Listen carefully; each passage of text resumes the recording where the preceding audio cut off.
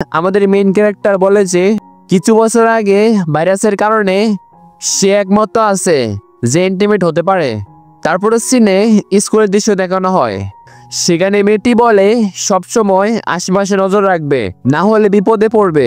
তখন আমাদের main character সোনুমিয়া সে বলে যে তোমার মনে হয় না যে এখানে অনেক বেশি মেয়ে আছে? আকিরা বলে যে হ্যাঁ, এখানে 90% মেয়েরাই আছে।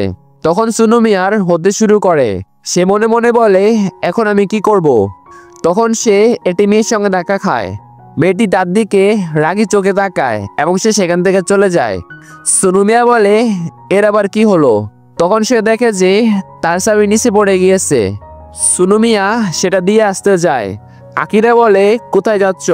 তখন সে পড়ে যেতে লাগে। সে একটি মেয়ের স্কার্ফ টান দেয় এবং সে নিচে পড়ে যায়। আকিরা বলে তুমি ঠিক আছো? মেয়েটি তার ফ্রেন্ড নিয়ে নেয় এবং বলে লুচ্চা কোথাকার।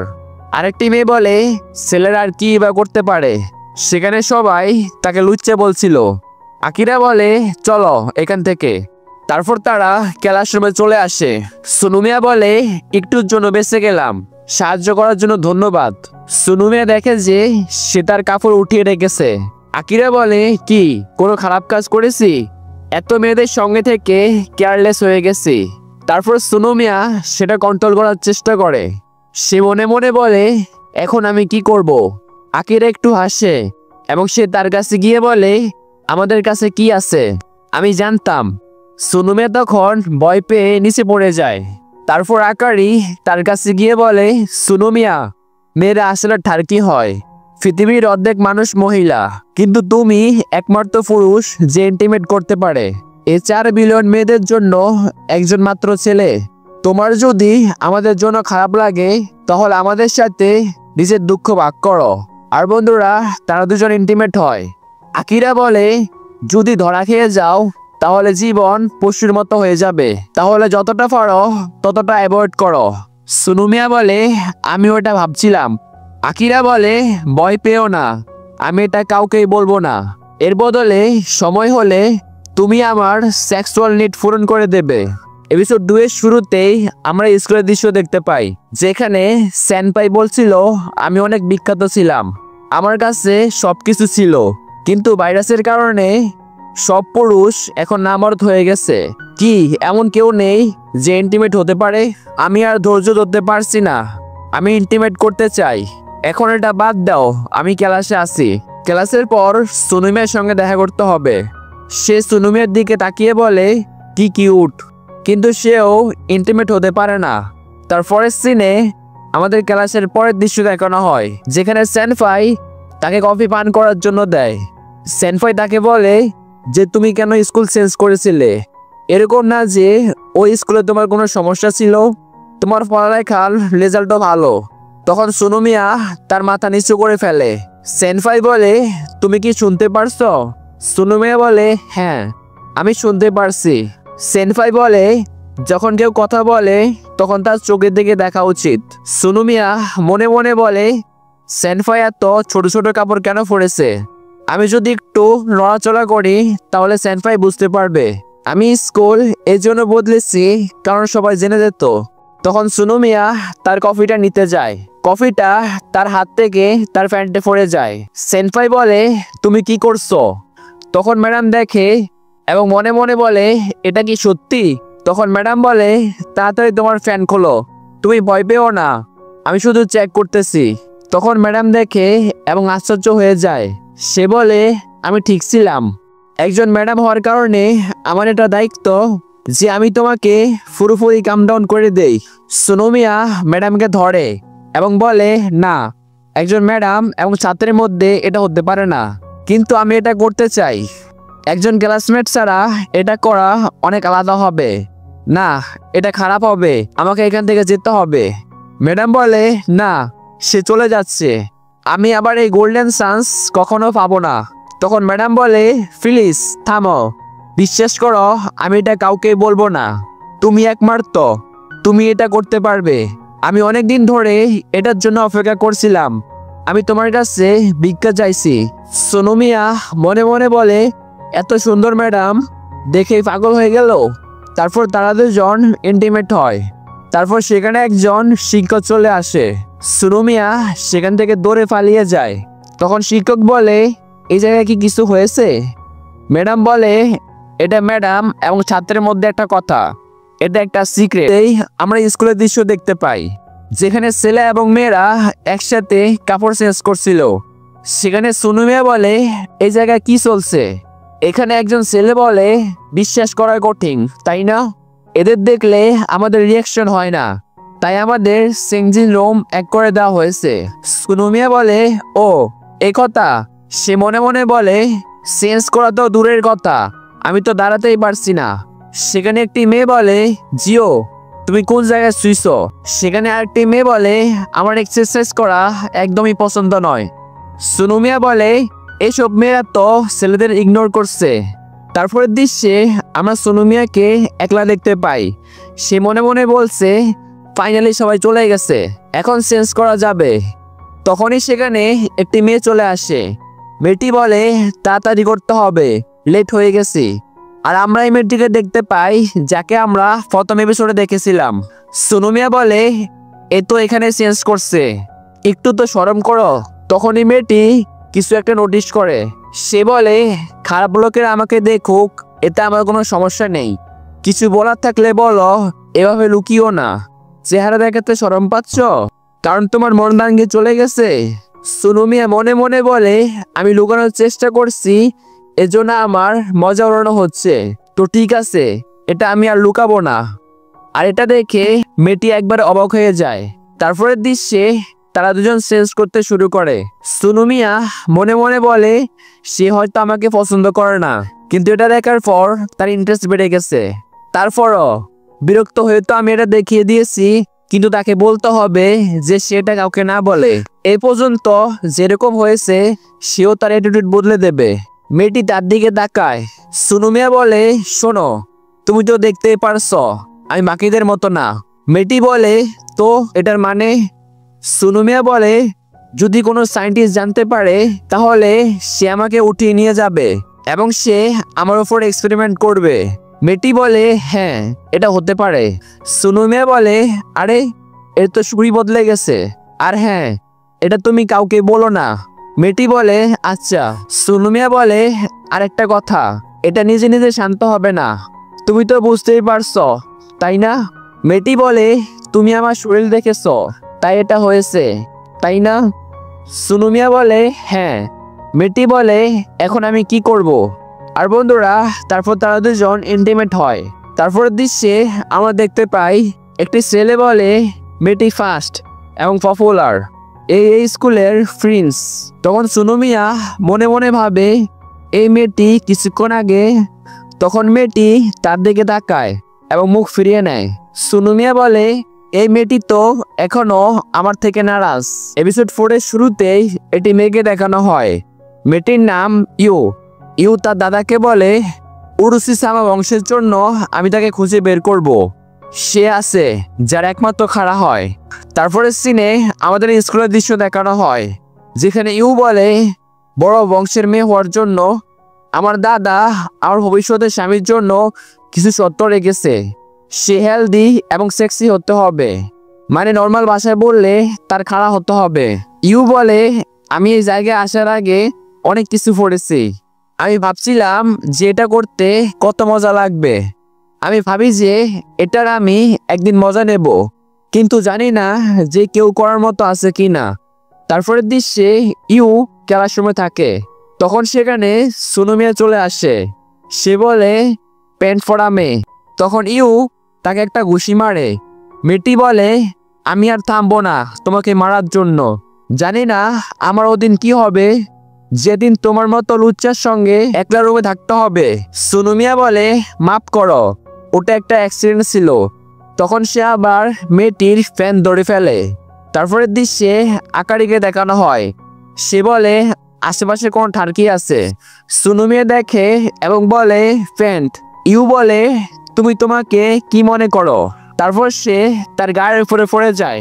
মেয়েটি বলে, সে তো আমাকে বাঁচিয়েছে। সুনুমিয়া বলে, এ কত সব এবং তার সুগন্ধ কত ভালো, তার ওজনও পারফেক্ট। তখন এই মেয়েটি নোটিস করে যে এই হার্ট জিনিসটি কি, এটা কি সত্যি? সুনুমিয়া বলে, না না না, এরকম না যেটা তুমি ভাবছো। ইউ বলে, এটা কি স্বপ্ন? তার তো খাড়া হয়, এটা স্বপ্ন না বাস্তব? সুনুমিয়া বলে, শোনো, আমাকে ডকুমেন্ট আনার জন্য পাঠিয়েছিল। ইউ তার ফ্রেন্ড তাকে দেয়। সে বলে যে কেউ এর অর্থ বুঝতে পারে। তুমি যদি চাও তামাশা না হয় তাহলে কাপড় খোলো। তারপর তারা দুজন ইন্টিমেট হয়। তারপরের দৃশ্যে আমরা দেখতে পাই সুনুমিয়া অনেক ক্লান্ত হয়ে গেছে। মেয়েটি তার কাছে আসে এবং বলে, বলো বিয়ে কবে করব? ইন্টিমেট হওয়ার পর আমাদেরকে তো বিয়ে করতে হবে। এটা শুনে সুনুমিয়া অবাক হয়ে যায়। আকিরা ম্যাডামের কাছ থেকে একটি ডকুমেন্ট নেয় এবং সে হাঁটতে শুরু করে। তারপরের দৃশ্যে আমরা দেখতে পাই যেখান থেকে এপিসোড 4 শেষ হয়েছিল। সুনুমিয়া বলে, কি বিয়ে? এটা খুব তাড়াতাড়ি হয়ে যাচ্ছে না? ইউ বলে, কেন, তোমার কোনো সমস্যা আছে? করিজামা বিজনেসের অংশ হতে চাইবে না তুমি? সুনুমিয়া বলে, আসলে আমার বিজনেসে ইন্টারেস্ট নেই। এটা শুনে ইউ অবাক হয়ে যায়। সে বলে, তুমি কি আমার সাথে ভালোবাসার জন্য করেছো? তখনই সেখানে আকিরা চলে আসে। আকিরা বলে, তোমরা দুজন এখানে কি করছো? সুনুমিয়া বলে, আপনি এখানে কি করছেন? আকিরা বলে, আমি সেনপাইকে সাহায্য করছিলাম। ইউ বলে, ও স্টুডেন্ট কাউন্সিলরের পার্ট, তাই জন্য। সুনুমিয়া বলে, কি সত্যি আপনি কাউন্সিলর আছেন? আকিরা বলে, কেন, আমি তো তোমাকে প্রথম দিনই পুরো স্কুল ঘুরিয়ে দিয়েছিলাম। সুনুমিয়া বলে, মাফ করবেন, আমি ভাবিনি। ইউ বলে, কেন, সে সুন্দর, সে পরিশ্রমী এবং তার মার্কস তো ভালো। আকিরা বলে, না না, আমার কোনো স্পেশাল নেই। তো তোমরা দুজন এখানে কি করছিলে? সুনুমিয়া মনে মনে বলে, আমি যদি তাকে বলে দেই তাহলে সে রাগ করবে। ইউ মনে মনে বলে, আমি চাইবো না যে কেউ আমাদের বিয়ের আগে তা জানুক যে তুমি ইন্টিমেট হতে পারো। তখন আকিরা ইউকে দেখে এবং বুঝে যায়।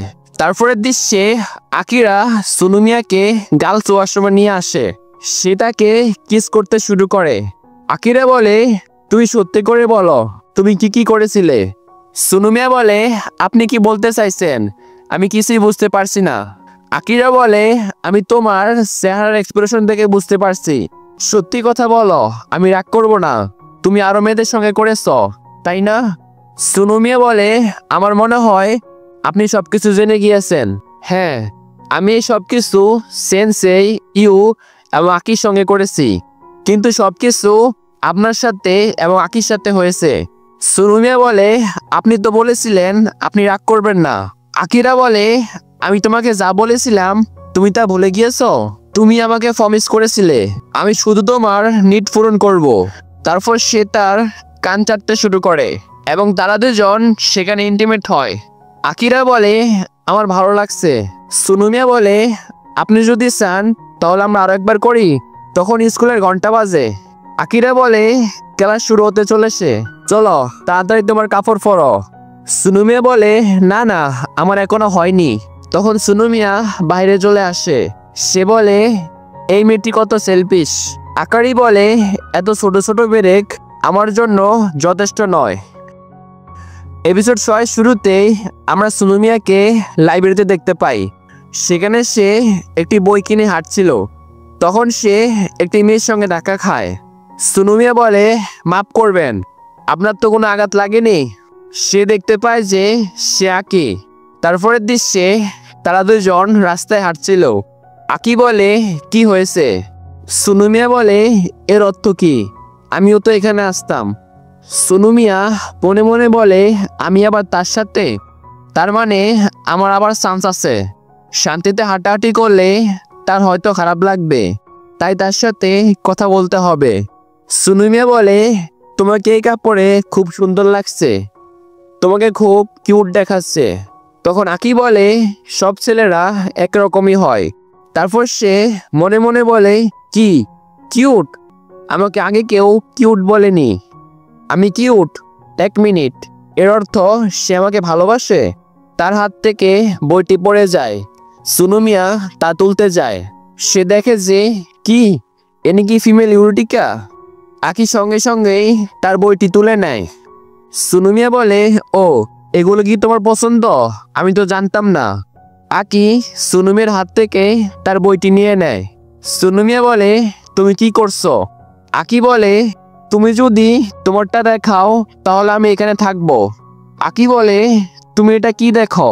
সুনুমিয়া বলে, আমি তো শেষ। স্কুলের সবাই জেনে যাবে, সেখানে মেয়েরা বলবে সত্যি তার খাড়া হয়। তখন আকি তার বইটি তাকে দিয়ে দেয়। সুনুমিয়া বলে, এই মেয়েটি সত্যি কত কিউট। আমি বিশ্বাস করতে পারছি না যে আমি তার সাথে এসব করেছি। তার খাড়া হয়ে যায়। আকি বলে, নিচে দেখো, নিচে। আকি তাকে নিয়ে সেখান থেকে পালিয়ে যায়।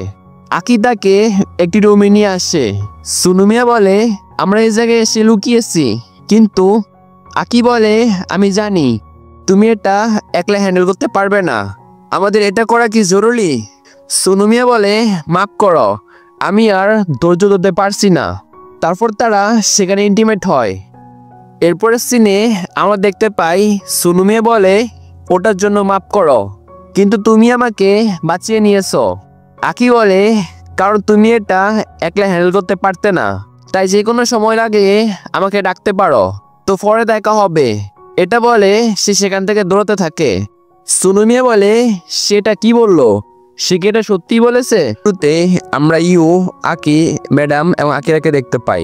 তারপরের দৃশ্যে আকিরা বলে, এবছর কোনো বিপদ হবে না মনে হচ্ছে। ম্যাডাম বলে, হ্যাঁ, ভাইরাসের কারণে সব ফার্কি লোক শেষ হয়ে গেছে। এমনিতেও আমাদেরকে ছেলেটিকে জিজ্ঞাসা করা উচিত। ম্যাডাম সুনুমিকে বলে, স্কুল ট্রিপের জন্য আমরা এখানে লোকেশন দেখতে এসেছি, যেখানে ছেলে এবং মেয়েরা আসবে। সুনুমিয়া বলে, তাহলে তো এটা ভালো হবে। ম্যাডাম বলে, কি দেখছো সুনুমিয়া? আমি বুঝতে পারছি, চোখের সামনে এত সুন্দর মেয়েকে দেখে কন্ট্রোল করা একটু মুশকিল। সুনুমিয়া মনে মনে বলে, এখানে আসার আগে আমার ব্যাপারে এবং আকিরার ব্যাপারে সব বলে দিয়েছিলাম, তার কারণে পরিস্থিতি আরো খারাপ হয়ে গিয়েছিল। আকিরা বলে, হ্যাঁ, এটা সেই সময়ের কথা যে সময় আমরা এখানে এসেছিলাম। ম্যাডাম বলে, তুমি তোমার লোকেশন চেঞ্জ করতে চাইছো, তাই না? যা কিছু বলো না কেন, আমাকে সুইমিং স্যুটে বেশি ভালো লাগে। সুনুমিয়া বলে, কথা তো সত্যি, তারা সমুদ্রে যাচ্ছে না, তাহলে তারা সুইমিং স্যুট কেন পরেছে? সে দেখে যে তাদের ব্যাগে সানরাইজ। তারপরের দৃশ্যে সুনুমিয়া সানরাইজ দিয়ে তাদের দুজনকে মাসাজ করছিল। আকিরা বলে, আমি হয়তো সানস্ক্রিন লাগাতে ভুলে গিয়েছিলাম। ম্যাডাম বলে, আমার ফিয়ন্সে সবকিছু নিয়ে এসেছে। আকিরা বলে, কি, তোমার ফিয়ন্সে? সুনুমিয়া বলে, এটা শুধু সেই মেনে রেখেছে। ম্যাডাম বলে, যদি তুমি আমার ফিয়ন্সে হতে তাহলে তোমার যে জায়গায় ইচ্ছা সে জায়গায় ছুটতে পারতে। আকিরা বলে, আমিও কিছু মনে করব না যদি তুমি আমার কোনো জায়গায় ছৌ, এমনকি আমার বুকেও। তখন সুনুমিয়ার খাড়া হতে শুরু করে। আকিরা বলে, তোমার কি হচ্ছে? ম্যাডাম বলে, তোমার তো খাড়া হয়ে গিয়েছে। আকিরা বলে, যদি কেউ দেখে নেয় তো? তারপর তারা দুজন তাকে ওয়াশরুমে নিয়ে আসে। সুনুমিয়া বলে, আমি বলছি আমাকে মাফ করে দাও। ম্যাডাম বলে, তুমি নিজে নিজে কাম ডাউন হতে পারবে না, তাই তোমাকে আমাদের হেল্প নিতে হবে। সুনুমিয়া বলে, ক্ষমা করো, আমি এটা বলতে চাইছি। আকিরা বলে, তুমি চাও আমি তোমাকে মাফ করি? সুনুমিয়া বলে, হ্যাঁ, অবশ্যই। তখন আকিরা বলে, তাহলে শেষবারের মতো আমরা করতে পারি। তারপর তারা দুজন সুনুমিয়ার সাথে ইন্টিমেট হয়। তারপরের দৃশ্যে রাতের সিন দেখানো হয়, যেখানে ম্যাডাম এবং আকিরা ঝগড়া করছিল। আর এখানে এপিসোড 7 শেষ হয়ে যায়। এপিসোড 8-এর শুরুতেই সুনুমিয়া তাদেরকে খুঁজছিল। সে বলে তারা এখানেও নেই। তখন সে দেখে যে তারা দুজন ঘুমাচ্ছিল। সুনুমিয়া বলে, তাহলে আমার গোসল করা দরকার। তারপর দৃশ্যে ম্যাডাম এবং আকিরা গোসল করছিল। ম্যাডাম বলে, অনেক হালকা লাগছে। ম্যাডাম বলে, ছোট মেয়ে কোথাকার, যখন ছেলেদের কথা হয় তখন তুমি বুঝতেই পারো না, তাই না? ও, আমি বুঝতে পারছি, তুমি তো ওই যুগের যে সময় ছেলেদের খাড়া হতো না, তোমার কিসমত খারাপ। আকিরা বলে, দাদি আম্মা, আপনার বয়স দেখেছেন? আপনার এক পা কবরে ঝুলে আছে। তারপর তারা হাসতে শুরু করে। তখন সেখানে সুনুমিয়া চলে আসে। তারা দুজন দৌড়ে তার কাছে চলে আসে। আকিরা বলে, বলো তোমার কাকে বেশি পছন্দ? ম্যাডাম বলে, দেখো আমার শর্ট বুক তোমার পছন্দ নাকি? আকিরা বলে, আমারটাও সফট এবং বড়, তোমার মতো ঝুলছে না, বুঝতে পারছো? ম্যাডাম বলে, কিভাবে করতে হয় তার জন্য তো আমি টিউশন দেই। আকিরা বলে, তুমি আমাকে ভয় দেখাচ্ছ? তোমার ম্যাডাম হওয়ার কোনো যোগ্যতাই নেই। ম্যাডাম বলে, আজকালকার যুগ এমনই হয়। সুনুমিয়া বলে, ও কত সব, মনে হচ্ছে স্বর্গে আছি। তারপর তার খাড়া হয়ে যায়। মেয়েরা খুব খুশি হয়ে যায়। আকিরা এবং ম্যাডাম রক পেপার সিজার খেলে। তখন ম্যাডাম জিতে যায়। সুনুমিয়া বলে, আমি কি কোনো টফি? ম্যাডাম তার দিকে তাকায় এবং হাসে। তারপর তারা দুজন ইন্টিমেট হয়। তারপরের দৃশ্যে তারা সবাই খাবার খাচ্ছিল। আকিরা বলে, এ জায়গার রাইস খুব ভালো। আকিরা বলে, যাদের ফুড অ্যালার্জি তাদের জন্য আলাদা মেনু আছে, আর কি চাই বলো। তারা সবাই বলে, এই জায়গা আরো ভালো হতো যদি ম্যাডাম না আসতো। ম্যাডাম বলে, কি বলো, কে না হলে ভালো হতো? সুনুমিয়া বলে, ম্যাডাম আর কত পান করবেন? আকিরা বলে, আপনার কি একটু শরম নেই? ম্যাডাম বলে, কি হলো, তোমাদের খাওয়া এখনো হয়নি? ম্যাডাম বলে, চলো আমি তোমাদেরকে আজকে একটা জিনিস বলি। এই কথা হলো সেদিনের, যেদিন আমরা ইন্টিমেট হয়েছিলাম। জানো, এক রাউন্ড হয়েছিল গোসল করার সময়। তারপর আকি এবং ইউ সুনুমের দিকে তাকায়। আকি বলে, সম্পদের পরিমাণ আমার কাছে বেশি, তো আমি নাম্বার 1। ইউ বলে, আমি তো 2বার মজা নিয়েছি। আকিরা বলে, আমি তার ভার্জিনিটি ভেঙেছিলাম, তাই আমি জিতে গিয়েছি। ম্যাডাম বলে, আমি আগে আসি, কারণ আমি ভার্জিনিটি দিয়েছিলাম। তারপর তারা সবাই সুনুমের দিকে তাকায় এবং সবাই বলে, আমরা ইন্টিমেট হতে চাই। আর এটা শুনে সুনুমি অবাক হয়ে যায়। আর এখানে বন্ধুরা আমাদের এই সিজনের এপিসোডটি শেষ হয়ে যায়। তো বন্ধু, ভিডিওটি ভালো লাগলে চ্যানেলটা লাইক এবং সাবস্ক্রাইব করে রাখুন। তো অন্য কোনো ভিডিওতে দেখা করবো, ততদিন পর্যন্ত বিদায়।